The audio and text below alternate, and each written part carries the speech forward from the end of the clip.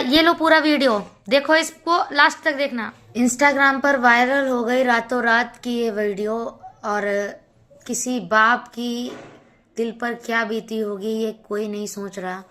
और मैं बनाना नहीं चाहती थी, लेकिन बनाने पर मजबूर हूँ। हर भाई, हर बंदा, हर देश का युवा लिंक मांग रहा है, तो मैं बता दूं लिंक।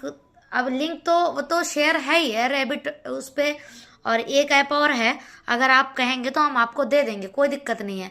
लेकिन लड़कियों के लिए ये सीख है। ये वीडियो जो बन रही है, अगर इसमें ये गलती ना होती तो आज इसके लिए ये वीडियो नहीं बनती।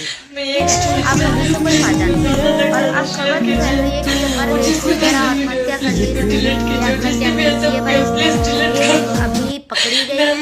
लास्ट में आप देखिएगा, इसी वीडियो में देखिए लास्ट में इसको पुलिस वालों ने पकड़ लिया है और ये अभी जेल में है। और लड़का भी पकड़ लिया गया है, लेकिन इन्होंने अपने माँ बाप का नाम खराब कर दिया। भाई अगर लिंक चाहिए तो